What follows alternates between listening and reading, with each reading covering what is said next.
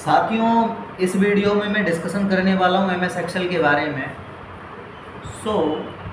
Basically जब हम MS Excel की बात करते हैं तो हमें याद आता है डाटा एंट्री का काम। जी हाँ, आपने सही सोचा, सही समझा। एमएस एक्सेल के अंदर अगर डाटा एंट्री ऑपरेटिंग का काम होता है, आज एक्सेल की डिमांड आपको पता ही है कितनी है। किसी भी कंपनी में आप जॉब के लिए चले जाओ, हर कोई मांगता है कि आपको एक्सेल आता है, कि आपको फॉर्मूले आते हैं, कि आपको डाटा एंट्री करना आता है, यही सारी चीज़ें। एक्सेल में बेसिकली मैं आपको बता दूं कि एक्सेल में होता क्या है। बेसिकली एक्सेल में होता है आपका सीट्स के ऊपर काम होता है। जैसे फीस रिकॉर्ड बनाना हो, अटेंडेंस शीट बनानी हो, आपका प्रोडक्शन रिपोर्ट बनानी हो, आपकी सैलरी शीट बनानी हो, आपकी मार्कशीट बनानी हो, इसके अलावा आपके इनवॉइस वगैरह बनाने हो, बिल वगैरह बनाने हो, ये सारी चीज़ें जो हैं हम बनाते हैं आपकी एमएस एक्सेल के अंदर। सबसे पहले मैं बात करूं फीस रिकॉर्ड की, तो इसमें कौन कौन सी जो है हेडिंग्स हो सकती हैं मे बी। तो serial number, admission date, student name, father's name, roll number, course code, duration, registration fees, course fees, total fees वगैरह वगैरह होती हैं। यहाँ टोटल फीस निकालने के लिए फॉर्मूला लगता है सम वाला is equal to sum, bracket लगाते हैं छोटा वाला, स्मॉल ब्रैकेट लगाते हैं। उसके बाद जो है रजिस्ट्रेशन फीस और कोर्स फीस को सिलेक्ट कर लेते हैं माउस की हेल्प से, ब्रैकेट क्लोज करते हैं, एंटर देते हैं, तो हमारी टोटल फीस जो है निकल के आ जाती है। तो ये तो था फी रिकॉर्ड। अब बात करें अटेंडेंस शीट की, तो अटेंडेंस शीट अटेंडेंस लगाने के काम में आती है। जैसे इसमें हेडिंग्स होती हैं like serial number, admission date, student name, father's name, roll number, course code, duration, in time, out time और सिग्नेचर। तो सिग्नेचर के लिए यहाँ हम शॉर्ट ट्रिक यूज़ करते हैं कि जो स्टूडेंट्स नेम है इनको कॉपी करके और सिग्नेचर वाले सेक्शन में जाके हम जो पेस्ट कर देते हैं। बात करें प्रोडक्शन रिपोर्ट की, तो प्रोडक्शन रिपोर्ट का यूज़ किया जाता है किसी भी कंपनी में आप काम करेंगे, वहाँ किसी चीज़ का मैन्युफैक्चर होगा तो उसकी एक रिपोर्ट तैयार होगी, उसे प्रोडक्शन रिपोर्ट कहेंगे हम। प्रोडक्शन रिपोर्ट में सीरियल नंबर, प्रोडक्ट्स नेम यानी प्रोडक्ट का नाम, एमआरपी यानी market rate price, maximum retail price, अधिकतम खुदरा मूल्य प्रोडक्ट की रेट, ओपनिंग स्टॉक स्टार्टिंग में जो हम ओपनिंग स्टॉक यानी माल लेके चलेंगे, परचेज जो बाद में हम और ख़रीद लेंगे, आपका टोटल स्टॉक यानी कि जो था जो खरीद लिए दोनों को मिला के टोटल कितना हो गया उसको बोलेंगे टोटल स्टॉक। टोटल सेल होता है कि टोटल स्टॉक माल जितना है हमारे पास उसमें से जितना हमने बेच दिया वो टोटल स्टॉक टोटल सेल होगा हमारा, कितना हम कर रहे हैं total sale. Total closing stock होता है कि जितने रुपए की एमआरपी हमने रखी थी और जितने का हमारा सेल हुआ है उस एमआरपी के हिसाब से वो होता है हमारा टोटल क्लोजिंग, यानी कि जितना हमारे पास माल था उसमें से जितना हमने बेच दिया घटाने के बाद कितना माल हमारे पास शेष रह गया वो होता है total closing stock. Total sale amount होता है कि जिस रेट के हिसाब से हमने माल बेचा है, जितने पीसेस बेचे हैं, वो होता है total sale amount. Total sale amount निकालने के लिए एमआरपी का मल्टीप्लाई करते हैं टोटल सेल से।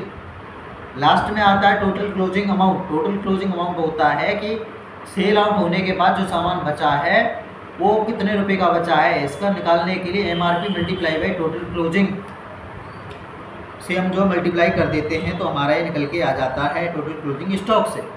नेक्स्ट आती है मार्कशीट। मार्कशीट बनाने के लिए इसमें हेडिंग्स होती हैं serial number, student name, father's name, roll number, आपका subject like Hindi, English, math, science, SST, drawing etcetera, और एक टोटल का ऑप्शन होता है। टोटल निकालने के लिए इज इक्वल टू सम का यूज़ करते हैं।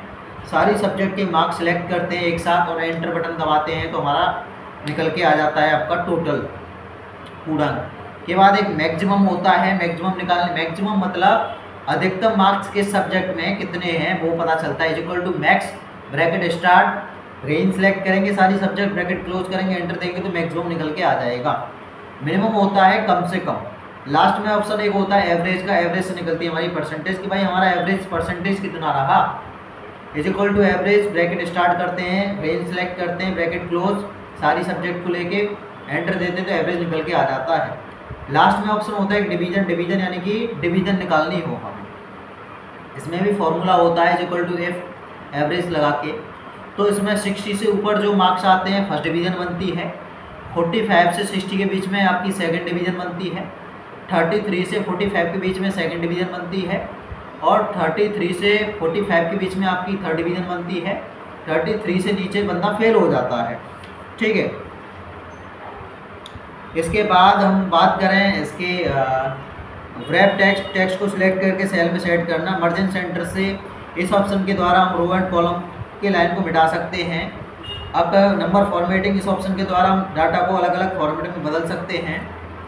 कंडीशनल फॉर्मेटिंग से हम जो है डाटा को हाईलाइट में दिखाने के लिए विभिन्न जो है फॉर्मेटिंग लगाते हैं। फॉर्मेट एज टेबल का यूज़ किया जाता है, एरिया को सिलेक्ट करके फॉर्मेट यानी कलर में बदलना। सेल स्टाइल, इस ऑप्शन के द्वारा हम सेल को जो है स्टाइल में बदल सकते हैं।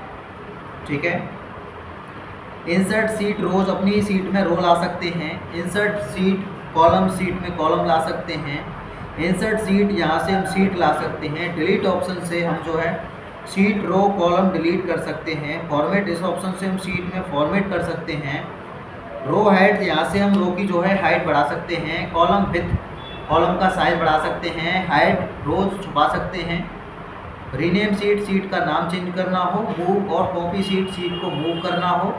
टैब कलर, सीट में कलर देना। प्रोटेक्ट सीट, सीट में पासवर्ड लगाना। फिल वाले ऑप्शन की बात करें, यहाँ से हम डाउन अप लेफ्ट राइट में नंबर टेक्स्ट फिल कर सकते हैं। क्लियर, इस ऑप्शन के द्वारा अपनी सीट में जो है लिखे डाटा को क्लियर कर सकते हैं।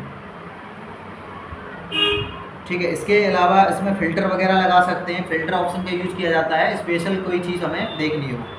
पाइवट टेबल और पाइवट चार्ट का यूज़ किया जाता है डाटा को जो है चार्ट के रूप में अगर शो कराना हो, इसका स्पेशली यूज़ किया जाता है कॉर्पोरेट एंड बिजनेस सेक्टर के फील्ड में। जैसे हमें सारा डाटा नहीं देखना, कोई स्पेशल देखना है तो हम फिल्टर का यूज़ करते हैं। पेज लेआउट, पेज का मार्जिन सेट करते हैं लेफ़्ट राइट टॉप बॉटम इस तरीके से। ओरिएंटेशन, पेज की लंबाई चौड़ाई सेट करना। पेज का साइज A4, A3, A5 इस तरीके से सेट करना हो। बैकग्राउंड से शीट में जो है बैकग्राउंड सेट करते हैं। प्रिंट एरिया से शीट में जितना हमें प्रिंट निकालना होता है उतना एरिया को सिलेक्ट करके जो है हम जो प्रिंट एरिया सेट कर देते हैं। उसके बाद में जो है प्रिंट निकाल लेते हैं।